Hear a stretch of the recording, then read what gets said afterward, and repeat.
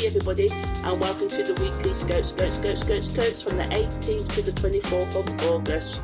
Hi everybody, and welcome to this week's weekly scopes. If you've heard this before, you can skip, but this is just the intro on how I formulate these astrology weekly readings. I use astrology and my intuition to give you advice how you can practically use the knowledge of the stars and the planets and apply them to your life. So my weekly scopes are all based on GMT time and on Vedic Constellational Astrology. So now I'm just going to explain what Vedic Constellational Astrology is and how it differs from Western astrology.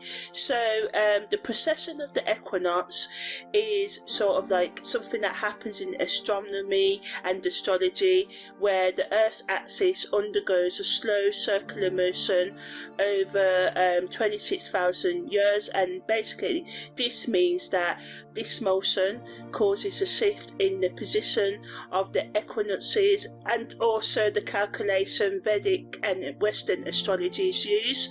So around 2,000 years ago, the tropical and sidereal Vedic astrology signs of astrology were aligned in the same position. So if the sun was in Scorpio in Vedic astrology, it was also in the constellation of Scorpio in Western astrology.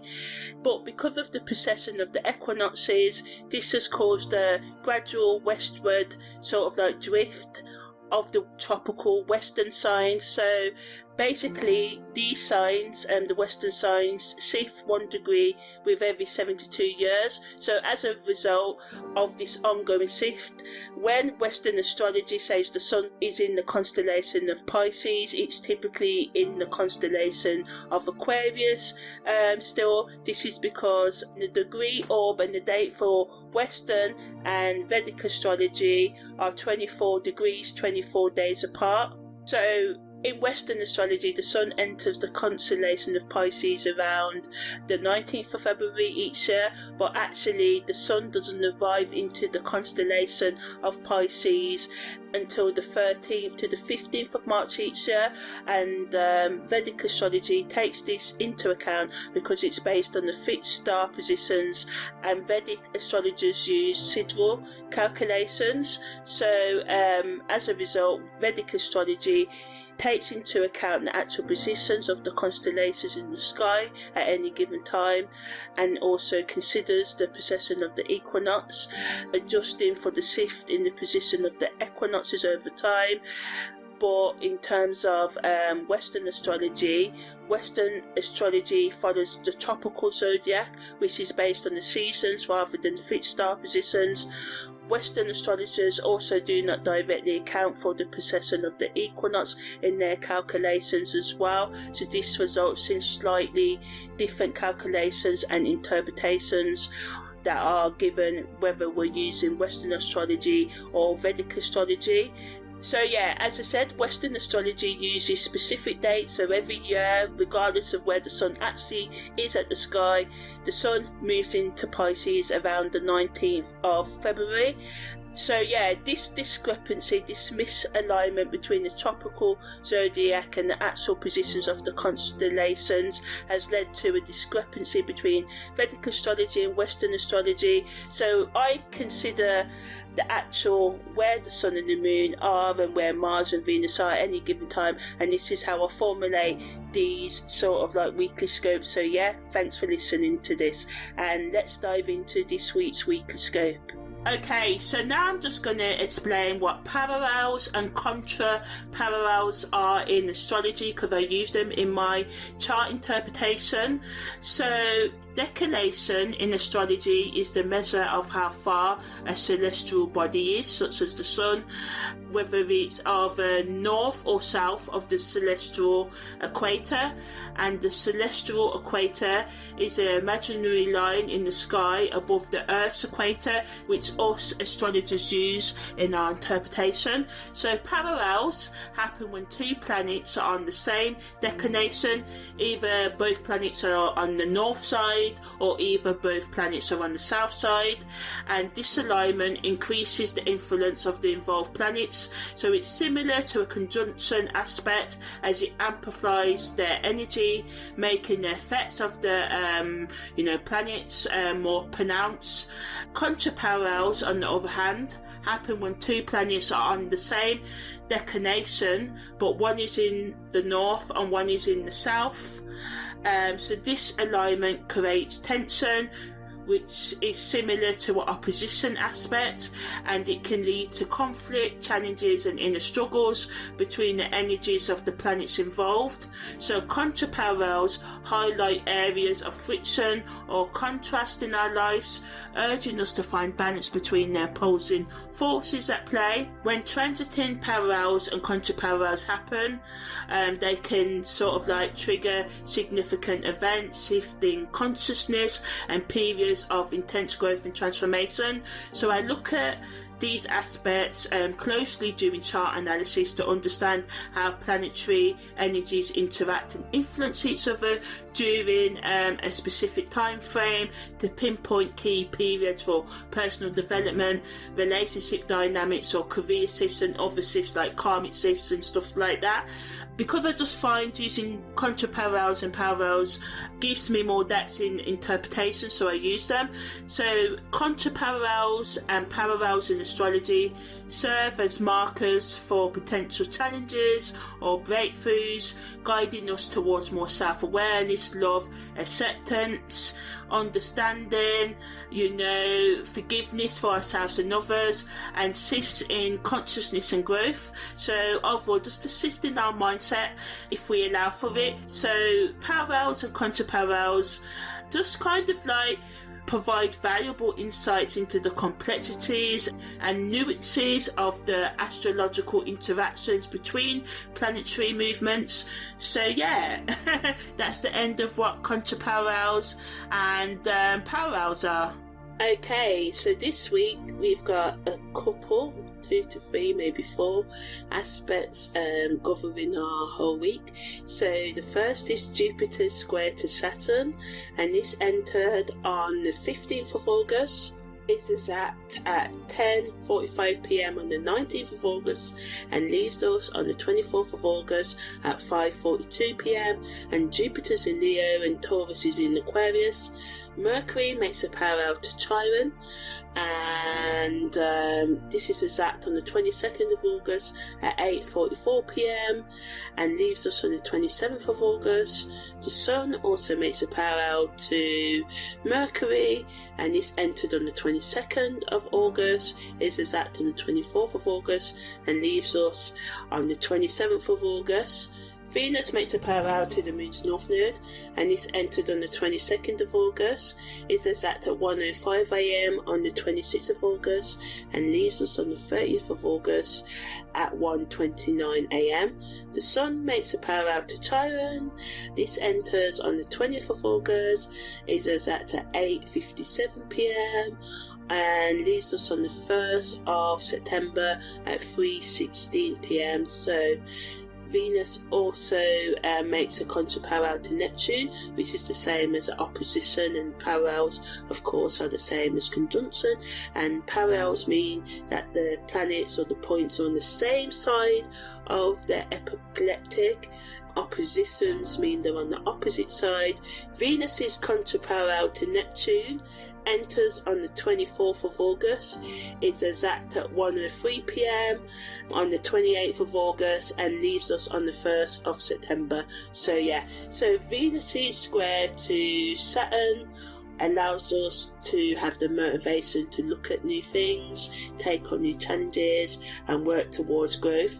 It pushes us to work towards our goals with hard effort, not being afraid of working for long hours, but make sure you relax and you avoid burnout and take the right breaks and stuff.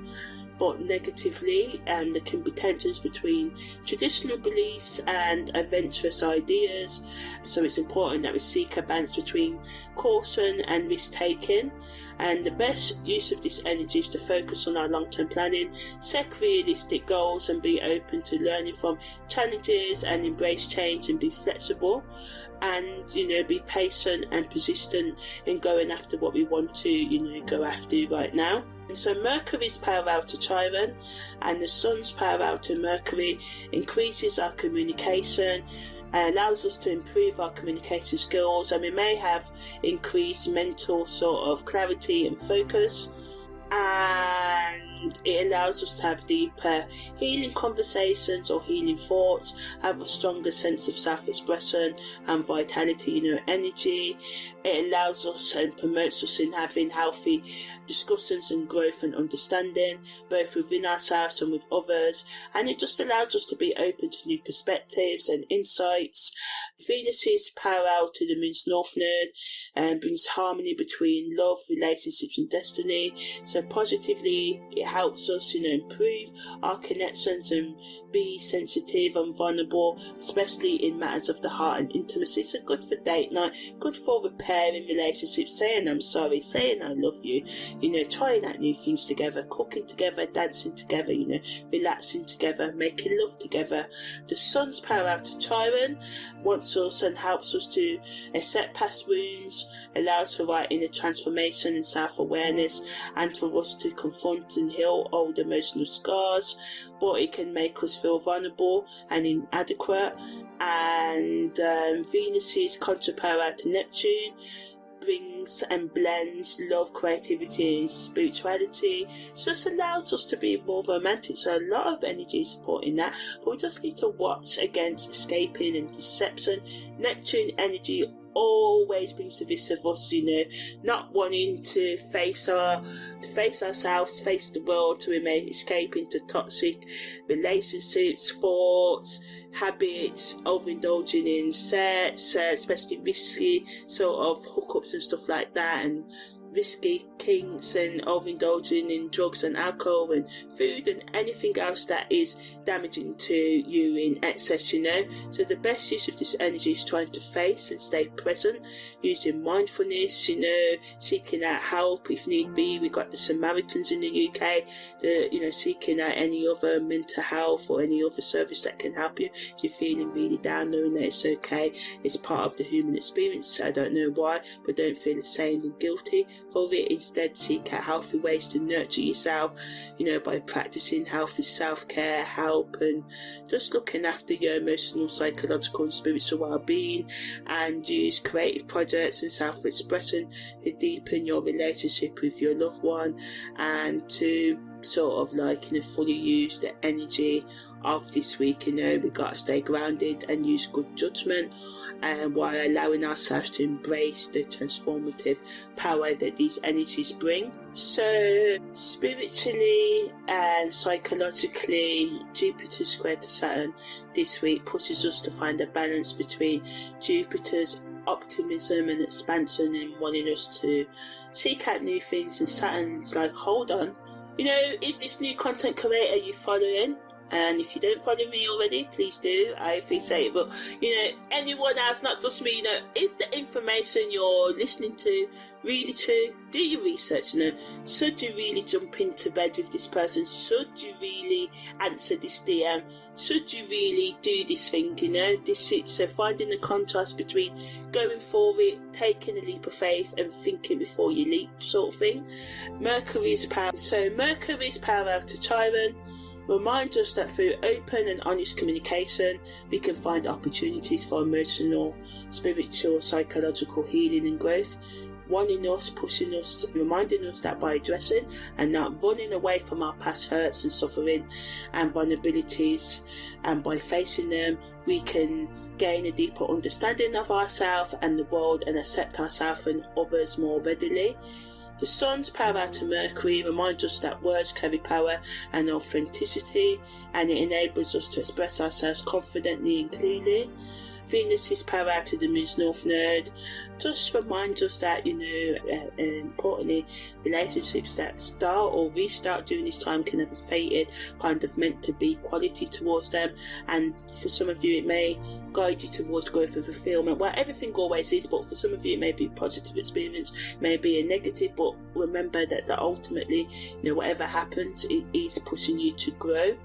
The sun's parallel to Chiron just reminds us to confront our past pain and see and embrace our vulnerability, our authenticity, our individuality as a source of strength, especially our emotions, and our psychological needs, because, we have been programmed to feel ashamed of them, see them as weaknesses, something we should bury, but ultimately, if we don't confront them and learn them, we bury our emotions, eventually they will bury us. And that may sound bleak, but I realise, the things that we don't control us. And this doesn't mean we have to be a control freak or anything. Actually, let me reword that. The things that we're not aware of control us. So yeah, when we're aware of them, we can manage them. We can think about ways to use them in the right ways. You can remain loving. Being a loving, open, warm, affectionate person is not wrong. It only seems wrong when people keep taking advantage of you for it, or you allow others to do so, and then you start getting tired, and then it's in a cycle you can't get out of, and you're like, everyone always takes advantage of me, or I keep on attracting this. When we realise that loving individuals doesn't mean you have to, unconditional love, and to quote someone who I kind of admire, doesn't mean love under all conditions, It means that we have to, become responsibility, especially when we're more empathetic and into astrology and stuff. If you're listening to this, you're into that spiritual kind of stuff, so you have to be really gentle. You don't need to get bitter or go into spiritual bypassing where we we use our, unconditional love or the universe gives and never takes away, or we must love or ignore negativity. That doesn't mean we ignore the negativity that others keeps on doing to us, even if we tell them our boundaries. So this week, Venus' contra-parallel to Neptune reminds us not to get swept away in romantic or any other fantasy, and do not be deceived by rose-tinted perceptions, really unrealistic, ignoring red flags versions of the world, and to step into reality. It wants us to use discernment and judgment and take a realistic approach to love and interpersonal connections, and it pushes us to see beyond the glamour and the surface of romance and stuff like that, and to ensure that you go through authentic emotional experiences. Sometimes you keep on letting clowns into your life. You're going to only believe you deserve clowns, and it's going to be harder for you to accept anything other than the clown, because you're not going to be used to someone treating you good and loving on you in the ways that you want. So sometimes you have to quit while you're ahead. And one of my favourite songs, which I'm going to just start adding a bit more of my personality into these, but is a song by Kenny Rogers, and it's called The Gambler, and one of the lines I like from that song is knowing when to hold them, so knowing when to hold, knowing when to fold, and knowing when to walk away from things. That's a mantra for life, and it's sort of like one I use now, and it helps me. So anyway, on the 18th of August, Mercury makes a square to Uranus. So Mercury's in Leo and Uranus is in Taurus. So this entered on the 17th of August, is exact on the 18th of August at 10:46 a.m. and leaves us around the 20th. So positively, it adds to our original thinking and creativity. We can just have innovative ideas and open to newness, and this is great, supporting the theme of the week, being open to new. Yay! We may come up with unconventional solutions to old problems, or find ourselves just more open to experimenting with different communication styles. But negatively, we can be mentally restless and have difficulty focusing, and we just may feel more scattered-brained and stuff, and this can lead to communication breakdowns and misunderstandings. So the best use of this energy is to embrace the influx of new ideas and perspectives that it brings, while staying mindful of potential communication challenges. And it's a time for brainstorming, thinking outside of the box, and exploring unconventional methods of expression. On the spiritual esoteric level, it remind us that this can be a time of mental or spiritual, psychological breakthroughs and awakening, where your thoughts and beliefs are changed, and this can really push it in a growth and transformation forward in big ways. So by being open to changes in your perceptions, in your beliefs and opinions, in your ways of doing things, especially the way you plan to achieve your goals, can lead to personal evolution and increased spiritual awareness. And a lot of the times we can let our own stubbornness and our comfort zone and our perceptions, get in the way of our best life. So this energy psychologically reminds us that we can control our destiny. It gives us the power to be more confident, expressive, courageous, especially in our speaking, and we can capture or be captured by other people's words. This is why it's important to make sure that we check facts and we make sure we use our good judgment. But with Uranus being in Taurus in this aspect, in this square, we can see unexpected changes and disruptions, especially in our finances or sense of stability and values. But although, we can be rocked, sometimes we need to be rocked to get outside of our comfort zone. It forces us and pushes us to break free from outdated structures in our life, things, people, relationship, thoughts that no longer serve us, encouraging us to embrace exploring new ways of approaching our lives, especially when it comes to, gaining material resources like money and, a house, car, items that you want for your personal growth or your personal security. We all need a home to live in, sort of thing. And also wants us to look at our personal values. Are your personal values serving you? Are they really your own values? Are they values you've been told by culture, religion, parents, lovers to have, And this energy just wants us to really find a balance between the need for unconventional thinking and sensitivity towards other people's perspectives during this transit. Daring to change while being mindful of how you communicate can lead to personal growth and increased spiritual awareness, and just being open to being, I don't want to use the word reborn, reborn. Some of you will feel like you're being reborn under this energy. So on the 19th of August, the Sun makes a conjunction to Mercury at 2:58 a.m. Venus makes a square to Jupiter. The Moon enters void of course at 7:08 a.m. Venus makes an opposition to Saturn at 9:30 a.m. The Moon enters Aquarius at 2:30 p.m. The Sun makes a square to Uranus at 5:46 p.m. There's a super full moon at 7:26, and if you want to know more about that, check out the in-depth audio I've done on it. And Jupiter makes its exact square to Saturn at 10:26 a.m. and I talked about this aspect this week, so I'm just going to talk about the ones I haven't talked about yet. So the Sun's conjunction to Mercury happens when the Sun's in Leo and Mercury's in Leo, so nice synergy energy. Venus's square to Jupiter happens when Venus is in Leo and Jupiter's in Taurus. Venus's opposition to Saturn, of course, Venus is in Leo, Saturn's in Aquarius.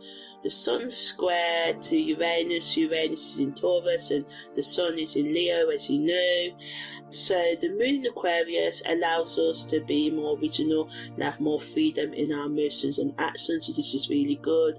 And it allows us to connect with people who think like us or who have other things in common and stuff like that, and focus on progressive ideas for change or solutions to problems, or just, talking about things that really stimulate you. But we just have to be careful of becoming too emotionally detached at this time.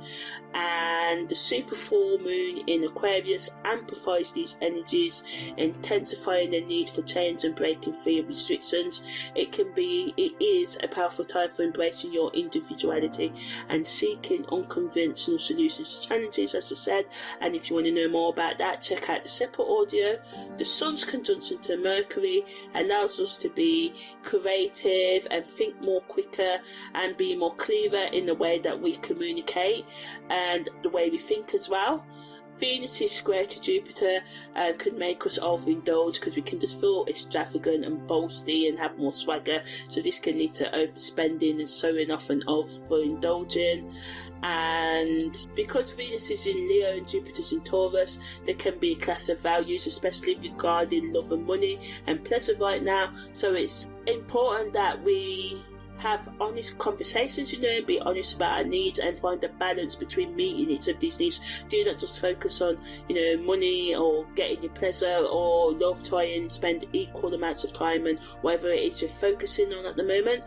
So Venus's opposition to Saturn and the Sun square to Uranus happens when Venus is in Leo and Saturn's in Aquarius. So it adds to the tension between love and our responsibilities. It can lead to a re-evaluation of our relationships, and again it wants us to find a balance between freedom and doing the things we want to do and meeting our commitments and being accountable. So we have to focus. This energy wants us to focus on setting boundaries, respecting other people's boundaries and communicating openly. But the Sun and Uranus' square happens when the Sun's in Leo and Uranus is in Taurus, adds to the disruptions and sudden changes in our lives. So just have to stay flexible and open-minded, and again, stick to the rules sort of, while also being individual and breaking them, if you get what I mean. On the 20th of August, after the very busy day yesterday, nothing happens. On the 21st of August, the moon enters void of course at 9:34 a.m. and the moon enters Pisces at 2:42 p.m. So when the moon's in Pisces, it just allows us to be more intuitive and dreamy, creative and spiritual over the next few days and connect with our emotions. But negatively, we can have scattered energy, and of course Neptune was Pisces, so we can escape into our overindulging in drugs, alcohol, intoxicating experiences, running from our responsibilities and our home truths, because the 12th house where Pisces is, house of hidden secrets and secret enemies, can be external things, but a lot of the time it's the things that we know that we do on some level, but we bury it in such a way that we can deny accountability, or we may be unaware of it to an extent. So just the things that we may find hard to face about ourselves may surface, but we are being supported to confront them. So the best use of this energy is to focus on self-reflection and do things that nourish your mind, body and soul, your higher consciousness, forgiving yourself, being aware of yourself, daring to delve into yourself and avoiding escaping and just watching out for red flags and manipulation. On the 22nd of August, the moon enters Cancer. If you want to know more about that in depth, check out the separate audio. The moon's north node goes direct and Mercury makes a parallel to Chiron. And I talked about this at the beginning of the week. Mercury in Cancer, I talk about it a bit here. For those of you who may not listen to the in-depth version, it can just make us more emotionally sensitive and intuitive in our communication, helps us to have deeper conversations and understand our relationships, but negatively can make us more moody, overthink, temperamental and needy for external validation. When the moon's north node goes direct, it allows us to progress and set our intentions for the future, or that's what we should be doing with this energy anyway. Use today's energies to tap into your intuition, set intentions that resonate with your soul's journey, stay mindful of potential moodiness and overthinking, and just focus on making the changes that make you move forward rather than stay stagnant, and revisit what home means to you, especially in terms of your communication. Mercury in Cancer, and Cancer representing the things we need to nurture ourselves. So in what ways could you communicate better to have your need of feeling more at peace within yourself in terms of your internal thoughts and peace within your relationships? What role can you play in realistically, because we've all got 50-50 especially when it comes to relationship, and 100% accountability when it comes to relationship we should be having with ourselves. So just looking at how you can improve your life through communication skills. On the 23rd of August, the moon enters its disseminating moon phase. Venus makes a square to Mars, Mercury makes a trine to Chiron, The moon enters void of course at 1:45 p.m. and the moon enters Aries at 3:25 p.m. Okay, cool. So Venus is in Leo and Mars is in Taurus, and Mercury is in Cancer and Chiron's in Pisces. So Venus square Mars and Mercury trine. Chiron is what I was talking about, which I'm going to talk about both of these in a while. So the disseminating moon phase is a time for sharing knowledge and insights with others.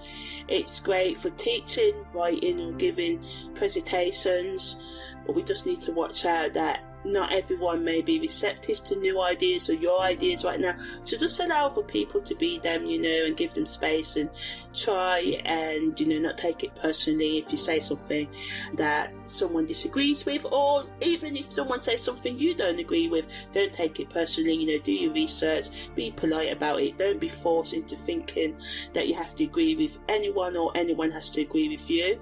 When the moon's in Aries, it allows us to be courageous and start new projects, but we just need to watch out for being aggressive and impulsive. The best use of this energy is to just use the motivation it brings to do the things we've been putting off. Venus is square to Mars, creates tensions between the energies of love, represented by Venus, and desire, represented by Mars, and this can lead to and add to the power conflicts and struggles, especially in our romantic and creative activities. So this energy wants us to find a balance between being assertive and finding harmony in our interactions, in our connections. The best way to use this energy is to be aware of any underlying feelings of frustration and competition that may come up, because in the workplace some of you may be like, oh, I'm the best at this, and you and your colleagues may compete, and then you may miss targets because you're just so worried about who's the best rather than what needs to get done. So just make sure you try and focus on what needs to get done. Don't fall into competing with anyone other than yourself, and even if it's friendly competition, just keep it friendly, because it can start off friendly and turn into something else. And just allow yourself to work on understanding and integrating your feelings of frustration or wanting to be better, or whether you're jealous of other people and stuff like that. And sometimes we can deny these human emotions, or feel scared of them because you're not normally like that, but then it makes you like that. So this energy just reminds you to be authentic and not be scared of your darkness, but learn how to channel your more dark emotions, such as frustration and the need to be better than other people and jealousy and stuff like that. So as I said, Venus is in Leo and Mars is in Taurus. So Venus in Leo brings warmth and generosity, and Mars in Taurus brings determination, sensuality, and being practical in all that we do and going after what we want. And if we don't consciously manage this energy, the clash between the need for admiration, people telling us how good looking we are or great we are, and sensuality can lead to conflicts rooted in ego or stubbornness. So it's important to find the middle ground between assertiveness and harmony, and it becomes crucial to avoid power struggles or unnecessary conflicts, being mindful of each other's communication needs and communicating openly if you are in a relationship, or just being honest about your own real needs if you are single or not. Just be getting real about what you need to get real on right now. And remember that understanding and compromise are key in finding balance between passion and stability in our love relationships. So Mercury makes a trine to Chiron, as I said, and this adds to healing and understanding, especially when we've got wounds related to our self-expression and how we learn things and how we deal with our emotional wounds in general. So this just allows us to have more depth and add to the depth of the we, and it just again emphasise the importance of nurturing healthy communication and empathetic listening to ourselves and others. This alignment can bring insights into our past pains and provide opportunities for emotional healing through compassionate conversations and self-reflection. It encourages you to express your vulnerabilities openly and seek peace in connecting with others on a deeper level, and just being more authentic, but negatively, because it brings up past hurts and unresolved emotions that can trigger sensitive areas within you, by what someone says or what you see. For instance, this can lead to you rehashing, going over, ruminating painful memories, or feeling overwhelmed by intense emotions that can come up during discussions or in any other way. So it's essential to approach conversations with a sense of self-awareness and emotional intelligence, and to be gentle with yourself and forgiving, and try and get to the root cause. And know you're not going to do it all today, know it's going to take a while, but know as you build your self-love, care and awareness and forgiveness, it will get better. It reminds us to be mindful of our boundaries and take breaks when needed, and this can help us process our emotions more effectively without being overwhelmed. And this is not breaks throughout the day, I'm talking about breaks. Like, sometimes we want to get healed in maybe a year, but it may take 7 years, it may take 10, it may take some of you 20 or 30, you know. So this is why I'm a great believer is learning to love yourself as who you are. And this doesn't mean making yourself, if you're a bit of an asshat, you know, a bit of a doucheball, that doesn't mean, oh, I'm a doucheball. Yeah, you can be like, yeah, accept that. But if you know that, you know, you're going to need to change that, otherwise it's going to keep causing problems in your relationship and stuff. Or at least seek out people who don't mind that, you know, because a lot of the times I think a lot of our problems stem from is that, for instance, narcissists tend to end up with more like empathetic people, you know. So we go with the wrong people, and we think a lot of the time when we people please, we do it because we think we have to. So it's not coming from a genuine place, even though it becomes genuine because we believe that's who we are. So it's just really about unpacking our childhood and life, and Chiron energy allows us to do that. And Mercury's trying to Chiron wants us just to be more compassionate in our internal dialogue and conversations with others. Use empathetic listening of ourselves and others, be nurturing, to impose our boundaries, to be open, but don't let people take advantage of your vulnerabilities, and not to be afraid of expressing and confronting your vulnerabilities openly. And seeking peace through deep connections with yourself and others can lead to emotional growth and healing. And it just reminds us to just be open to, you know, being you. On the 24th of August, Mercury makes a sextile to Mars, the Sun makes a parallel to Mercury, Mars makes a sextile to Chiron, and Venus enters Virgo. And if you want to know more about Venus in Virgo, check out the separate audio. So Mercury sextile to Mars enters on the 23rd of August, leaves us on the 25th of August, so it's with us for, you know, 2 to 3 days. Mercury is in Cancer, Mars is in Taurus, the Sun's parallel to Mercury. I talked about this earlier in the week, already at the beginning. Mars is sextile to Chiron, came in on the 23rd of August, leaving on the 27th of August, and Mars is in Taurus and Chiron's in Pisces. When Mercury sextiles Mars, it increases our communication skills and mental clarity and flexibility. It allows us to take decisive energy, and it can make us too impulsive in our reactions, and this can lead to and add to the heated debates actually of the week. So the best use of this energy is to initiate important conversations, avoid wasting your energy and being stubborn and being like, you know, I am calling you out for this thing that you did in 2020, you know, unless you have to, but do it in a respectful way, you know. Try not to do it in an aggressive tit for tat, I'm want my revenge sort of way, you know. Plan projects, do the things that require bold, courageous actions, engage in intuitive activities or intellectual research and stuff like that as well. You know, Mercury in Cancer allows us to be more compassionate and intuitive, but negatively it can just make us sort of like moody and not open to, you know, budging, or needy as well for external validation. So get to the root of any issues that you may come up with moodiness or needing external validation. And it's okay to get love and affection from our friends and family, but when we depend on them to meet the needs that we need to meet, you know, by caring for ourselves, this is when it becomes a sort of like issue. You know, just remember to be gentle with yourself and allow the process, whatever your process is, and that comes up this week. Allow yourself space for growth and understanding, and use this energy of Mars sextile Chiron to, you know, embrace a renewed sense of wholeness and self, and release old pain, and to continue and start the work of doing so. You know, not being sort of like, you know, don't beat yourself up, you know. be gentle with yourself. Venus in Virgo allows us to be more practical in love and in your values, pay more attention to detail, be a service of more to ourselves and others, encourages us to express love and affection through acts of service and self-care, and thus paying attention to the little things that matter in relationships, especially the relationships with yourself. You want to live your best life, you have to look after your personal hygiene needs, your needs of, looking after your exercise, eating, your spiritual needs, processing your psychological and emotional trauma, looking after, making sure you've got enough food in your fridge, or, clothes, just looking after you, and of course looking after your family and the other people you need to look after as well, but also getting real about the needs of others and your needs, and what needs you should be really meeting of others. A lot of the time we can become codependent, and it's good to be interdependent, helping each other meet each other goals, but we have to watch that thin line of codependence as well. So when we look at all of this week's energies, it's a blend of assertiveness, healing, practicality and nurturing energy.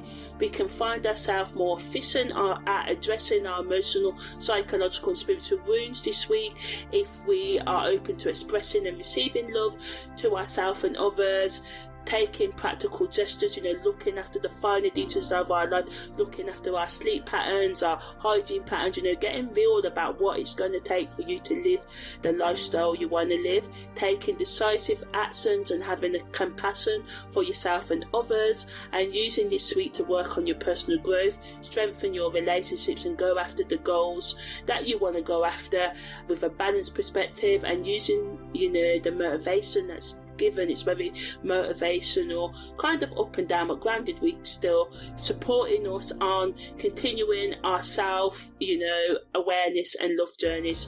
So yeah, I've been Amani, your holistic karmic astrologer, and this has been the weekly scopes from the 18th to the 24th of August.